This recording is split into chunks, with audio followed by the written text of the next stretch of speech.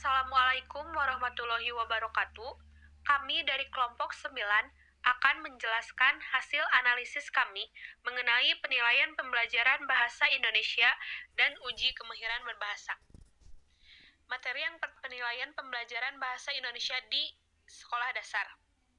Penilaian adalah penerapan berbagai cara dan penggunaan beragam alat penilaian untuk memperoleh informasi tentang sejauh mana hasil belajar siswa atau ketercapaian kompetensi siswa.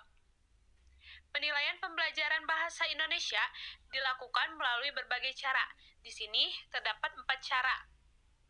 Yang pertama, penilaian tertulis. Biasanya digunakan untuk waktu yang terbatas dan dalam kondisi tertentu. Dari berbagai alat penilaian tertulis, alat penilaian jawaban benar salah, isian singkat, dan menjodohkan merupakan alat yang hanya menilai kemampuan berpikir rendah, yaitu kemampuan mengingat. Alat penilaian tertulis ini kurang dianjurkan pemakaiannya karena tidak menggambarkan kemampuan siswa yang sesungguhnya. Yang kedua, penilaian kinerja siswa adalah penilaian berdasarkan hasil pengamatan penilai terhadap aktivitas siswa sebagaimana yang terjadi. Penilaian dengan cara ini lebih tepat digunakan untuk menilai kemampuan siswa dalam berpidato, pembacaan puisi, diskusi, pemecahan masalah, membaca nyaring, bermain drama, kemampuan bertanya, kemampuan berbicara lafal dan intonasi, dan proses mendengarkan atau menyimak. Yang ketiga, penilaian hasil kerja atau produk merupakan penilaian kepada siswa dalam mengontrol proses dan memanfaatkan atau menggunakan bahan untuk menghasilkan sesuatu, kerja praktik yang dikerjakan siswa. Bentuk penilaian produk ini diantaranya membuat puisi, cerpen, dan drama. Kemudian yang terakhir atau yang keempat, penilaian portofolio. Menurut Tim May dan kawan-kawan pada tahun 1991, penilaian adalah koleksi atau kumpulan sistematik karya yang dikembangkan oleh siswa dan guru. Karya yang dikumpulkan bisa berupa gambar, karangan, puisi, dan sebagainya. Kumpulan karya tersebut dapat dipakai sebagai dasar untuk menelaah usaha, perbaikan, proses, dan pencapaian kemampuan siswa. Kemudian, poin yang kedua, dari permasalahan yang terjadi di dunia nyata atau di sekitar kita mengenai penilaian pembelajaran bahasa Indonesia, yang pertama yaitu penilaian yang dilakukan hanya pada satu aspek saja, dan yang kedua, terlalu banyak tingkatan nilai kemampuan siswa SD dalam menerima informasi atau materi. Baik, selanjutnya saya akan menjelaskan tentang permasalahan penilaian pembelajaran berbahasa Indonesia di tingkat SD atau sekolah dasar. Yang pertama, penilaian yang dilakukan hanya pada satu aspek saja. Yang kedua, terlalu banyak tingkatan nilai kemampuan siswa SD dalam menerima informasi atau materi. Nah, untuk tanggapan, yang pertama, penilaian seharusnya tidak menggunakan dari satu sisi saja, melainkan harus melibatkan semua aspek sehingga penilaian dapat dilakukan dengan baik dan mengarah kepada kemajuan. Yang kedua, sebelumnya, lihat terlebih dahulu siswa tersebut sudah sejauh mana dan sampai mana informasi atau materi yang mereka terima supaya pembelajaran lebih menyenangkan dan materi dapat tersampaikan dengan baik. Nah, untuk solusi dari permasalahan di atas, yang pertama, penilaian dilakukan dalam berbagai aspek seperti penilaian kemampuan menyimak, berbicara, membaca, dan kemampuan menulis. Nah, untuk kemampuan menyimak adalah keterampilan berbahasa untuk mendapatkan atau memusatkan perhatian dan mencerna informasi-informasi yang ada. Nah, untuk kemampuan berbicara adalah alat untuk berkomunikasi dengan orang lain, mengekspresikan ide-ide kita, dan juga memahami ide-ide orang lain. Nah, untuk keterampilan membaca adalah keterampilan dalam memahami, dan membaca juga dapat membantu kita mengembangkan seluruh bagian-bagian berbahasa seperti kosakata, ejaan, struktur bahasa, atau kalimat. Nah, salah satu dari keempat keterampilan berbahasa yang terakhir adalah menulis. Tulisan yang bagus adalah tulisan yang mudah dicerna melalui penggunaan kalimat-kalimat yang sederhana, efektif, dan efisien. Nah, untuk solusi yang kedua, yaitu menciptakan atau memberikan cara yang baru yang lebih berinovasi dalam menguji keterampilan siswa atau siswi anak SD. Oke, Uji kemahiran berbahasa adalah sarana untuk mengukur kemahiran seseorang dalam berbahasa Indonesia, baik secara lisan maupun tulisan.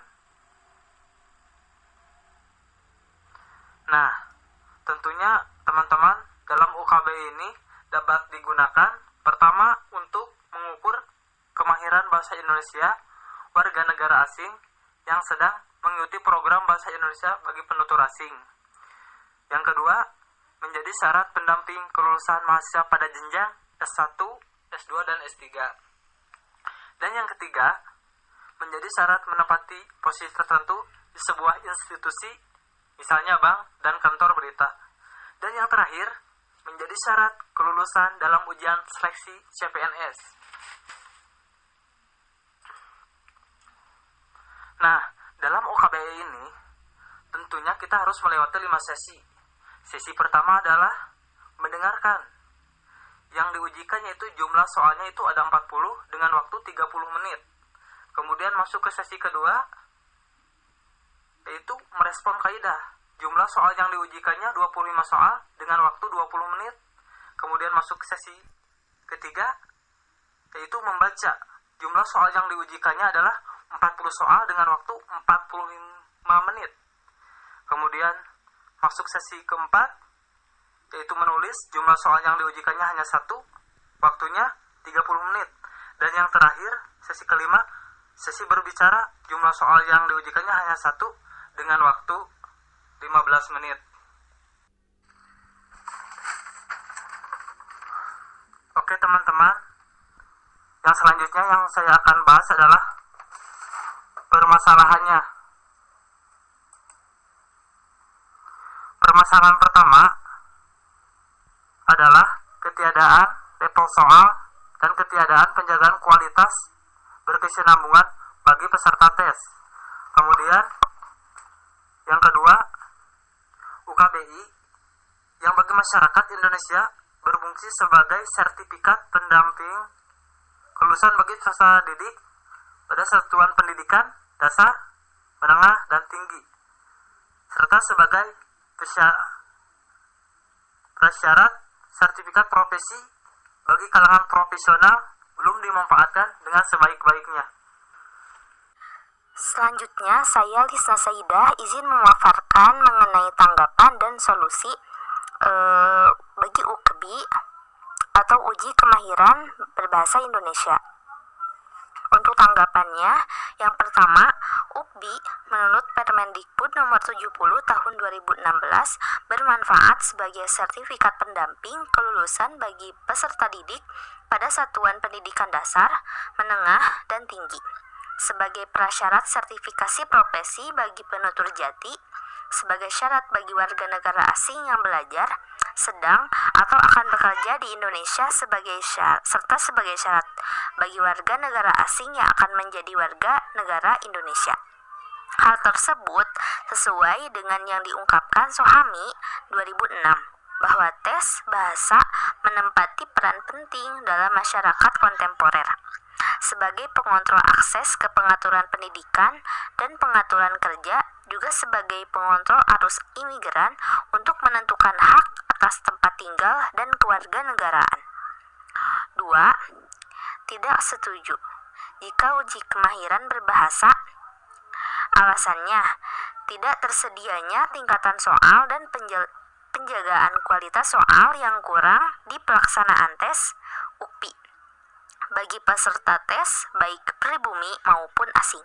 Untuk solusinya, yang pertama, Badan Pembinaan dan Pengembangan Bahasa perlu meningkatkan kualitas UKBI, terutama dari sisi pelaksanaannya.